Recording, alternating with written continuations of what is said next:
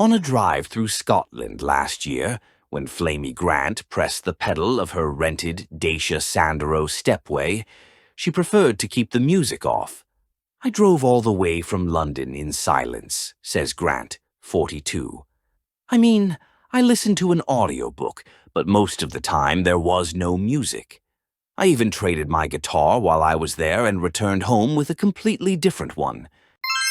Hey there, music lovers. If you're into the best country vibes and all things music, don't forget to hit that subscribe button and turn on the notification bell.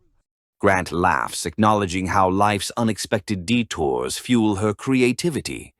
The Asheville, North Carolina native, who would later become an award-winning and Billboard charting artist, began performing as a drag performer in 2020, going viral the very next year.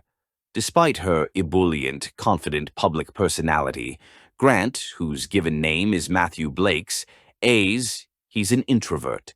"Flamy is fun, flashy, and can do a mile, long meet and greet," he says. "But when I go home, I take the drag off and just want to cocoon for a while."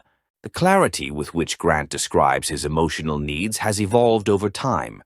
She independently released her debut album, Bible Belt Baby, in 2023, which reached number 1 on the iTunes Christian chart and yielded a number, one single, Good Day, making Grant the first drag performer to do so.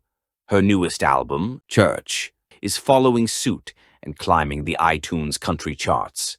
Heartfelt storytelling in songs, such as in the tender single Do It for the Song, has kept country music commerce on its toes. "Songs are my sanctuary," says Grant, reflecting on her latest single. "Do It for the Song is an invocation, an opening into church. It is my mission. Kneel at the altar and be baptized in the splendor of the song." Grant is bringing this beauty to some unexpected places.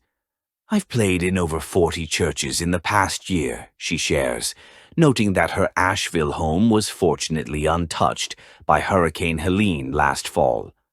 "But yeah, there are also many churches and people of faith who aren't thrilled with my presence in what they consider their space and their world." Yet Grant, aware that people needed time to adapt to new ideas, herself was brought up under rigid religious dictates. "I come from that world," she emphasizes, having spent more than 22 years as a worship leader before discovering her true calling. "It's ironic when people say I'm invading their space or don't belong. I'm like, honey, y'all raised me. This isn't criticism from an outsider. I've been here from the start. I'm just planting my stiletto in the sanctuary now." The album Church is intentionally made to represent queer people in the church and, as Flamy puts it, to speak about the things American churches have done to queer people. "I don't want to call myself a prophet," she says, "but I connect deeply with the stories of prophets in the Bible. These were Jewish and Hebrew individuals whom God called to step out and do some really wild, radical stuff." She pauses.